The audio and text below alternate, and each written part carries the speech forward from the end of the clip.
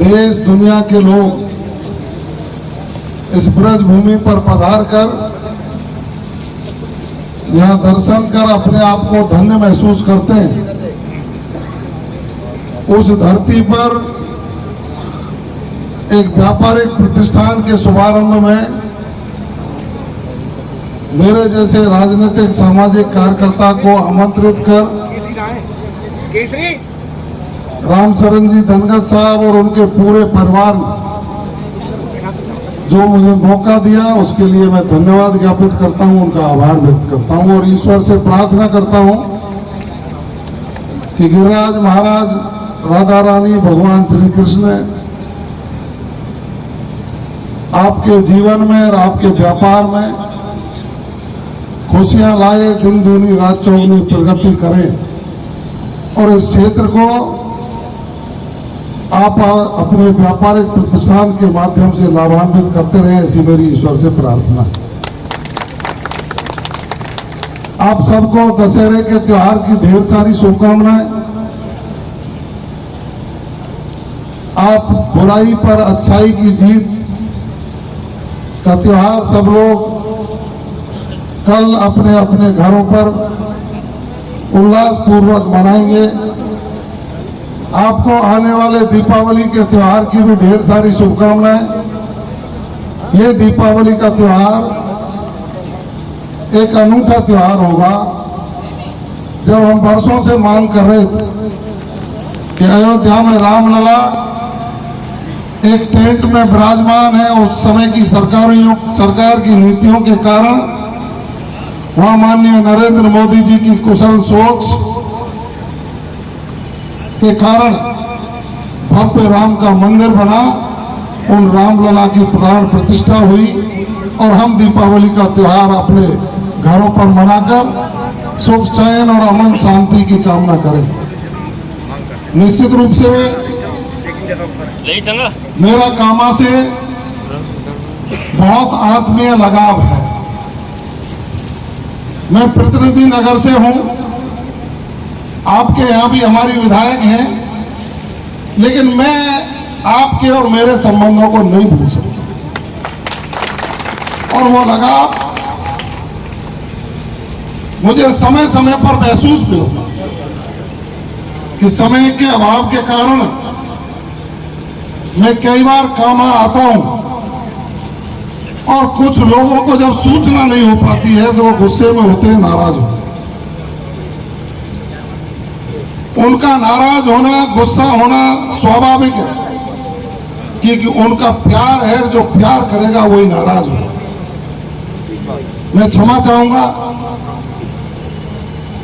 जिम्मेदारी की वजह से व्यस्तताएं, लेकिन फिर भी मैं कोशिश करता हूं कि हर व्यक्ति से फोन पर बात कर सकूं। बात नहीं कर पाऊं तो उनकी बात मेरे तक पहुंच जाए, समस्याओं का समाधान कर सकूं। और ये सब तभी हो जब नगर की जनता का और आपका तारतम्य बैठा। आप सब लोगों ने मेहनत करके मेरे ऊपर जो आशीर्वाद किया और उसके बाद मैं राजस्थान की विधानसभा में आप सब की आवाज बनकर के पहुंचा और सरकार ने और राष्ट्रीय नेतृत्व पूरे राजस्थान में सेवा करने का मुझे जिम्मा दिया। तो मैं समझता हूं कि आप सबकी भावनाओं के अनुसार उस संकल्प को लेकर जो आप सबने मेरे ऊपर आशीर्वाद के बाद मैंने लिया, उसको मैं पूरा कर सकूं। चाहे नगर हो, चाहे कामा हो, चाहे पूरे राजस्थान में कहीं के भी लोग मेरे पास किसी अपेक्षा को लेकर के आते हैं तो मैं कोशिश करता हूं उसका समाधान हो। इसमें मैं आभार व्यक्त करूंगा प्रदेश के मुख्यमंत्री आदरणीय भजनलाल जी शर्मा साहब का कि उनका और पूरे भारतीय जनता पार्टी के संगठन का, जैसे आपका प्यार है ऐसे ही उनका प्यार मेरे ऊपर रहता है और मैं तभी आम जन की समस्याओं का समाधान समुचित रूप से कर उनकी मदद करने का प्रयास करता हूं। देखिए साहब, राजनीति,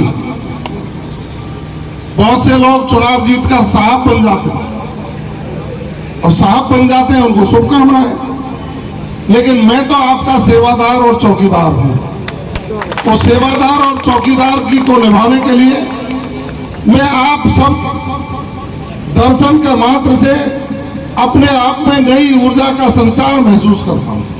और वो जो नई ऊर्जा आपके आशीर्वाद से मुझे मिलती है तो काम करने की गति मेरी दुगनी हो जाती है। आप देख रहे होंगे ना मेरा चेहरा, वरना 10-10 महीने में टमाटर हो गए लोग। मेरे से जो भी मिलने आता है वो कहता है कि साहब थकान बहुत है। तो मेरी बीमारी कोई है नहीं, मैंने चेकअप भी कराया। मैंने कहा ऐसा तो नहीं कोई बीमारी घुस गई हो? तो उन्होंने कहा कोई बीमारी नहीं, ना मेरे बीपी है, ना मेरे शुगर है, ना मेरे हार्ट की बीमारी है, ना मेरे पेट की बीमारी है, ना कोई और बीमारी। लेकिन थकावट क्यों है? मैंने कहा साहब आप बताओ कि आप सोते कितने बजे हो? मैंने कहा साहब रात के 1 बज जाता है, 1:30 बज जाता है। और जगते कितने बजे हो? मैंने कहा 5:30 बजे से लोगों के फोन आना शुरू हो जाते हैं, उन फोनों को उठाना शुरू कर देता हूँ। फिर दिन में तो मैं भगवान ही मालिक के साथ सोए ही नहीं। तो यही कारण है, आपकी नींद पूरी नहीं हो रही है। आप नींद अपनी लो। तो मैंने कहा कि मैं जब तक नींद पूरी नहीं करूंगा, जब तक एक एक आदमी की समस्या का समाधान करके उनकी परिवार का मदद नहीं कर पाऊंगा। जन्म लिया है लोगों की सेवा करने के लिए। राजनीति कोई व्यापार के लिए नहीं की जाती, राजनीति सेवा के लिए की जाती है। और प्रदेश के मुख्यमंत्री और भारतीय जनता पार्टी का यही सोच है, स्वच्छ शासन और स्वच्छ प्रशासन देकर के राजस्थान को विकास की दृष्टि से नंबर 1 बनाने का काम करना है। मैंने रात्रि विश्राम आज सीकरी में किया, किसी कार्यकर्ता के घर सोया। रात को जब पहुंचा तो 11 बजे लोगों की भीड़ थी। लोगों की भीड़ ने कहा कि यहाँ कोई एक कर्मचारी है, लोगों को बहुत परेशान करता है। मैंने उस कर्मचारी को 3 बार पहले टेलीफोन से समझाने की कोशिश की, आदत नहीं सुधरी, तो मैंने कहा सस्पेंड। मेरा उद्देश्य नहीं किसी को परेशान करना, लेकिन जनता के प्रति जवाबदेह और जनता के प्रति जो व्यक्ति जवाबदेह नहीं होगा, वो कोई भी कितना भी बड़ा आदमी हो, उसको सबक सिखाने का काम जवाहर सिंह बेनम और भजनलाल जी की सरकार करेगी। सुबह जगह 5:30 बजे, 6 बजे लोगों की बाहर भीड़ थी। मैंने कहा एक जगह बैठ के नहीं सुनूंगा, मैं पूरे कस्बे में पैदल चलूंगा, जहां जहां जिसकी समस्या है उसको हम सुनेंगे। मैं 7 बजे से 10 बजे तक 3 घंटे सीकरी कस्बे के दरवाजे पर गया। कुछ रह गए, उनको अगली बार जाऊंगा।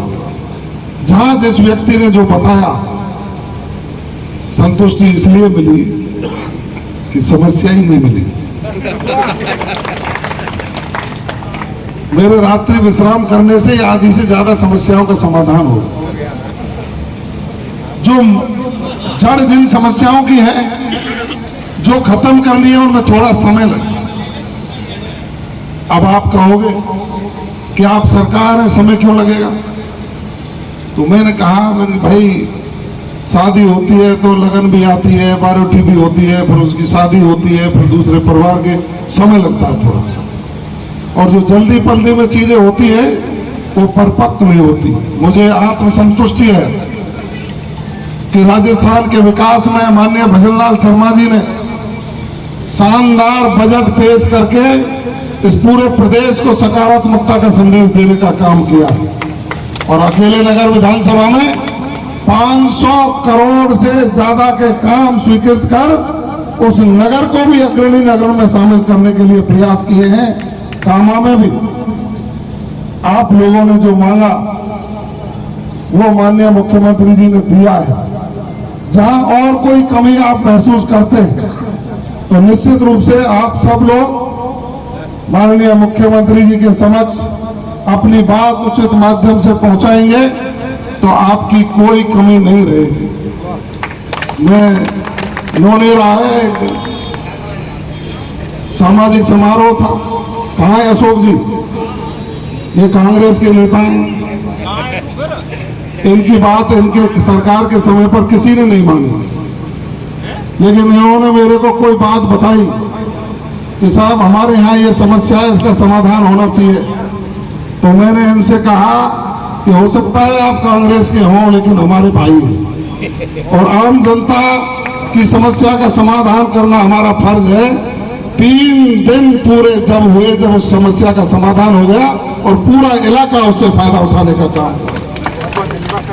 धन्यवाद नहीं, हमारी सरकार जवाब दे।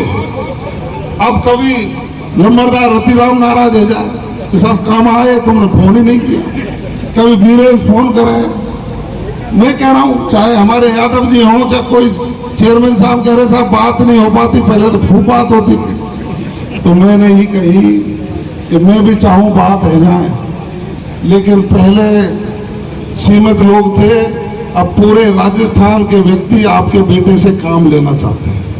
और मैंने जब एक ही बात कही थी कि आप इस चेतक पे सवारी करके तो देखो, आप सवारी करोगे तो चेतक नो ले लेगा, आपकी सेवा करेगा। अब वो आवाज पूरे राजस्थान में चली गई, उत्तर प्रदेश से लगता हुआ इलाका, हरियाणा का इलाका, लेकिन मैंने एक ही संकल्प लिया है, मेरा जीवन आपकी आवाज को और आपकी बात को और आपके विश्वास को कलंकित नहीं होने दूंगा, ये मेरा संकल्प है। आज के इस प्रतिष्ठान के शुभारंभ में चाहे हमारे हरप्रसाद जी बराजे हैं, आदरणीय धर्मेंद्र शर्मा जी बराजे हैं, आदरणीय सरपंच साहब बैठे हैं, दलाप जी भाई विजेंद्र जी बैठे हैं, हमारे श्याम पहलाद जी इनके रिश्तेदार हैं, और ये विधुर संघ के प्रवक्ता हैं। अध्यक्ष तो इनका आया नहीं आज बुलाने से भी, उसको डर लगता है, इनके अध्यक्ष नहीं आए आज। और हमारे जैन साहब बैठे, ये भी विधुर संघ में है। एडिशनल एसपी नए लगे महेश जी, पहले ये डीग थे, ये इलाका आता था। ओम प्रकाश कहाँ है, वाइस चेयरमैन? अब सबन्ने में लातो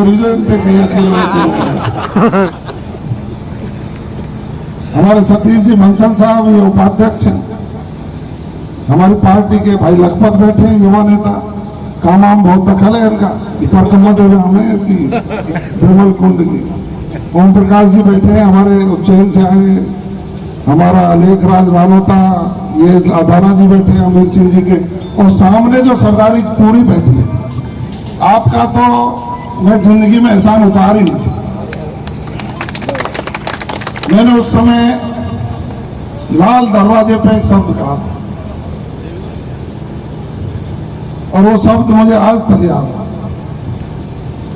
मैंने उस समय कहा था कि आप लोग कामा से मुझे जिता दोगे तो मैं विधानसभा में रहकर आपकी सेवा करूंगा, और यदि किसी कारणवश हार गया तो बाबा जी बन के आपकी सेवा करूंगा।